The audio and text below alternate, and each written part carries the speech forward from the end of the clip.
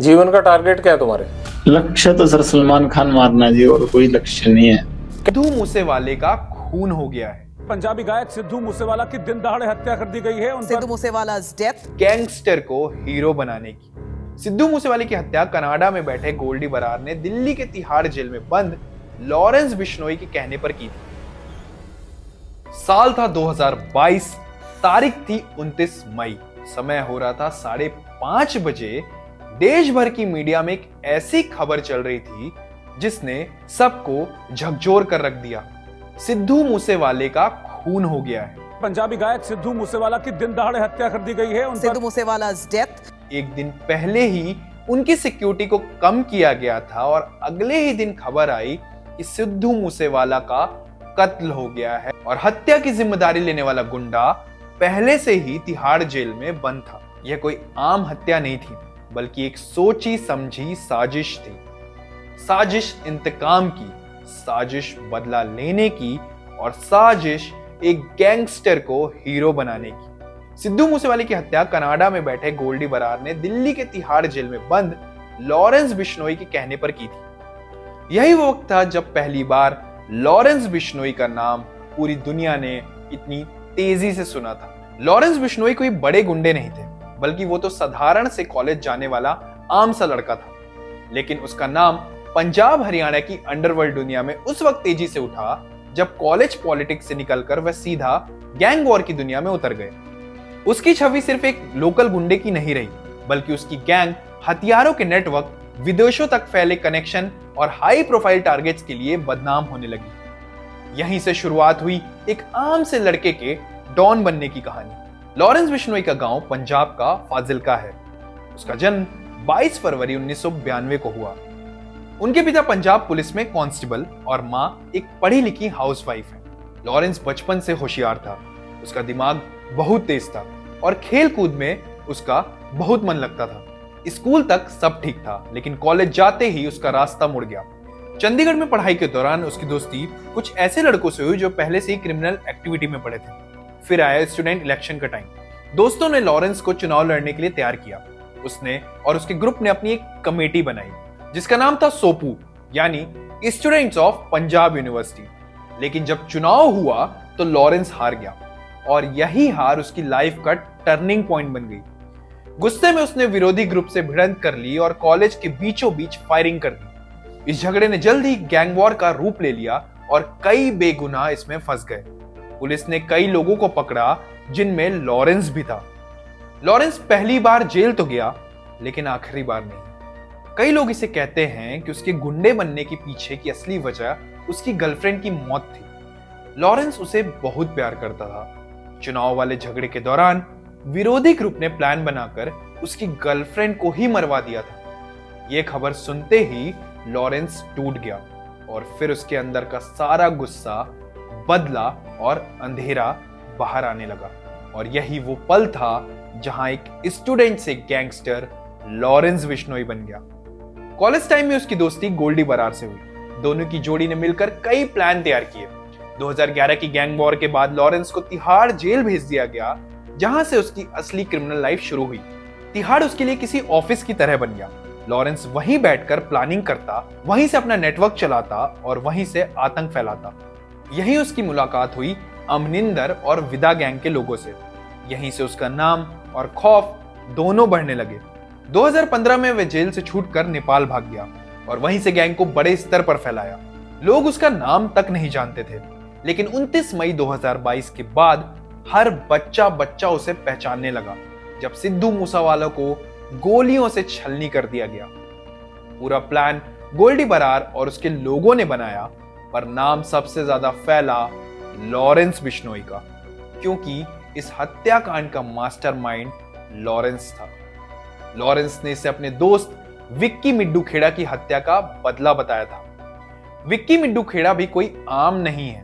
Punjab university की राजनीति में विक्की भी एक अहम जगह रखता है। खास तौर से लॉरेंस की जिंदगी में विक्की की एक खास अहमियत थी। विक्की एक क्लासी, स्मार्ट, पॉलिटिकली कनेक्टेड लड़का था, जो पीयू की राजनीति से निकलकर सीधे बड़े नेताओं की लिस्ट में जगह बना लेता है। विक्की और विक्रमजीत सिर्फ मिद्दू खेड़ा असल में मलोट का रहने वाला था और अकाली दल के बड़े नेताओं खासकर सुखबीर बादल का काफी करीबी माना जाता था।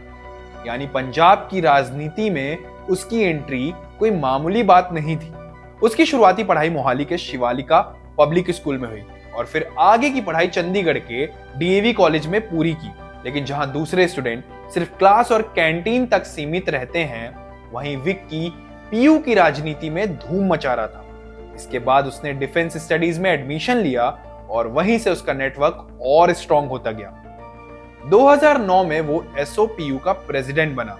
बस यहीं से उसका नाम पीयू कैंपस में ऐसे घूमने लगा जैसे कोई ब्रांड हो। लॉरेंस बिश्नोई भी एसओपीयू का प्रेसिडेंट रह चुका है।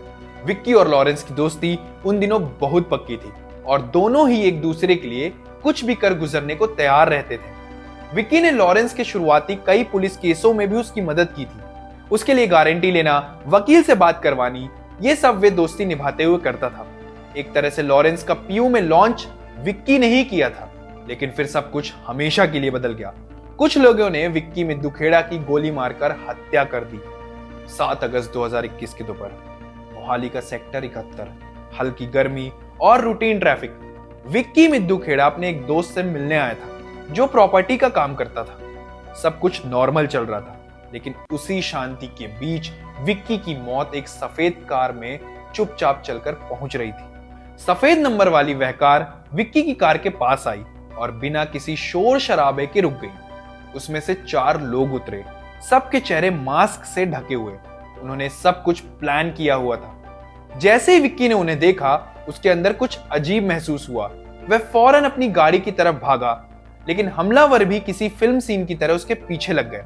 विक्की अपनी गाड़ी का दरवाजा खोल ही रहा था कि पीछे से आए 2 हमलावरों ने उस पर ताबड़तोड़ गोलियां बरसाना शुरू कर दी। सेकेंड्स में ही हवा गोलियों की आवाज से भर गई। करीब 20 राउंड फायर हुए। विक्की बचने के लिए सामने वाले कम्युनिटी सेंटर की दीवार की तरफ भागा, लेकिन तब तक बहुत देर हो चुकी थी। उसे 9 गोलियां लगी। हमलावर किसी हड़बड़ी के अपनी कार में बैठे और मौके से निकल गए। पूरा सीन पास के सीसीटीवी में साफ रिकॉर्ड हुआ। हमलावर तो चले गए, लेकिन पीयू का स्टूडेंट लीडर जो कभी कैंपस में पोस्टर लगवाता था, अब एक सूने सड़क पर खून से लथपथ गिरा पड़ा था।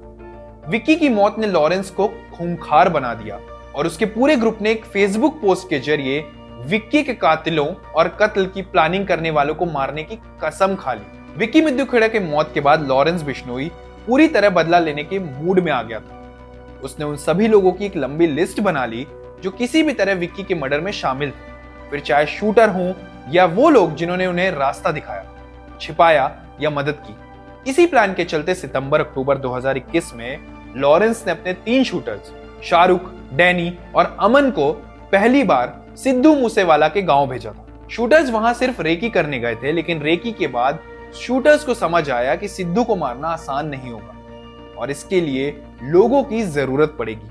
इसी बीच लॉरेंस लगातार कनाडा में बैठे गोल्डी बरार से बात करता रहा और धीरे धीरे पूरा प्लान एक बड़े ऑपरेशन की तरह सेट होता गया।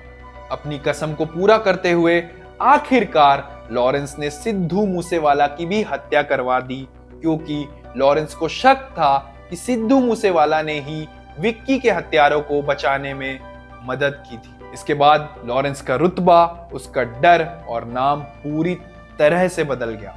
अब लॉरेंस सिर्फ पंजाब का एक छोटा मोटा क्रिमिनल नहीं रहा, बल्कि वो एक इंटरनेशनल गुंडा बन चुका है। कुछ लोग तो ये भी कहते हैं कि लॉरेंस ने सिद्धू मूसेवाला की हत्या पंजाबी म्यूजिक इंडस्ट्री पर कब्जा जमाने और अपना खौफ बनाने के लिए की थी। इसी के साथ लॉरेंस बॉलीवुड में भी अपनी दहशत कायम करना चाहता है। इसके कई उदाहरण भी हैं। सिद्धू मूसेवाला की मौत के बाद लॉरेंस और उसकी गैंग ने कई पंजाबी सिंगर्स को जान से मारने की धमकी दी है, जिनमें हनी सिंह भी एक है। जून 2023 में गैंगस्टर गोल्डी बरार ने हनी सिंह को धमकी दी थी। 19 जून को हनी सिंह के मैनेजर को इंटरनेशनल नंबरों से कॉल आया और वॉइस नोट भी आए, जिनमें सीधी धमकी दी गई थी। इन्हीं कॉल्स में करीब 50 लाख रुपए की रंगदारी भी मांगी गई। धमकी मिलने के बाद हनी सिंह ने तुरंत दिल्ली पुलिस के स्पेशल सेल में शिकायत दर्ज कराई और अपनी और अपने परिवार की सेफ्टी की मांग की, क्योंकि इस पूरी घटना ने उनके घर वालों को काफी डरा दिया था। कपिल शर्मा के कैफे में भी फायरिंग की गई। 16-17 अक्टूबर 2025 को फायरिंग हुई। और बिश्नोई गिरोह से जुड़े गैंगस्टरों ने सोशल मीडिया पर बोल दिया कि उन्होंने कपिल को कॉल किया था, लेकिन उसने उठाया नहीं, इसलिए फायरिंग की गई। बिश्नोई गैंग ने कपिल के कैफे पर हमला क्यों किया, ये तो साफ नहीं हो पाया, लेकिन कुछ लोगों ने इसे रंगदारी न देने का मामला बताया, तो कुछ लोगों ने कपिल का सलमान से नजदीक होना। सलमान खान को तो खुद लॉरेंस बिश्नोई ने खुलेआम जान से मारने की धमकी दी थी। पहले उसके गैंग के लोगों ने कॉल और धमकी भरे मैसेजेस भेजे। उसके बाद खुद लॉरेंस ने एक न्यूज चैनल पर इंटरव्यू में खुलेआम कहा कि अगर सलमान बिश्नोई समाज से माफी नहीं मांगेंगे तो वो भी इसका अंजाम भुगतने के लिए तैयार रहें। यह इंटरव्यू मार्च 2023 में जेल के अंदर ही लिया गया था। निजी न्यूज चैनल ने इसे 14 और 17 मार्च को चलाया था। इंटरव्यू में उसने साफ तौर से कहा कि सलमान को अपनी जान बचानी है तो माफी मांगनी ही होगी। उसने सलमान के एटीट्यूड को रावण वाला अहंकार कहा और बोला कि एक दिन यह अहंकार जरूर टूटेगा। जेल में बैठे बैठे लॉरेंस ने वीडियो कॉल पर पूरा इंटरव्यू दिया। ये इंटरव्यू करीब 1.5 घंटे का था। इंटरव्यू में उसने ये भी कहा कि उस पर लगे कई केस झूठे हैं, वह सिर्फ अपने सम्मान की रक्षा करता है। इंटरव्यू में जब उससे पूछा गया कि क्या उसके पास सच में 600 से 700 शूटर हैं, तो उसने बड़ी आसानी से कहा कि उसके पास जितने भी शूटर हैं वे सभी उसके एक बार कहने पर किसी को भी खत्म कर देंगे। सलमान खान को भी डराने के लिए बिश्नोई गैंग ने कई बार उनके मुंबई वाले घर पर हमला भी करवाया और बाबा सिद्दीकी जो सलमान के बहुत करीब थे, उनकी हत्या भी बिश्नोई गैंग ने ही करवाई थी। मुंबई में बाबा सिद्दीकी की हत्या 2024 में बिल्कुल दिन दहाड़े उस वक्त हुई जब वो अपने बेटे के ऑफिस के बाहर पहुंचे थे। तभी एक कार और बाइक धीरे धीरे आकर रुकी। उनमें से नकाब पहने 3 लोग उतरे और बिना कुछ बोले सीधे बाबा पर गोलियां चलाना शुरू कर दी। पूरा हमला कुछ ही सेकंड्स में खत्म हो गया और हमलावर उतनी ही तेजी से वहां से निकल गए।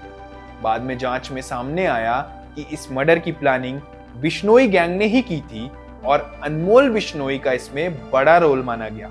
इतना सब कुछ लॉरेंस बिश्नोई ने जेल में बंद रहते ही कर दिया और पिछले 10 साल में लॉरेंस का खौफ काफी बढ़ गया कि उससे पंगा लेने से पहले लोग हजारों बार सोचते हैं। जब लॉरेंस बिश्नोई को 2015 में पुलिस ने गिरफ्तार किया था तो उसके पास से लाखों के हथियार, करोड़ों की प्रॉपर्टी मिली थी। सब अवैध कमाई से बनाया गया था। यही है लॉरेंस बिश्नोई जो एक स्टूडेंट से गैंगस्टर बना, वो नाम जिसने पंजाब, हरियाणा, राजस्थान और बॉलीवुड तक डर फैला दिया। ये कहानी आपको कैसी लगी कमेंट करके जरूर बताइएगा। वीडियो को लाइक, शेयर और चैनल को सब्सक्राइब जरूर करिएगा। तब तक देखते रहिए कहानी असली है। कहानी असली है।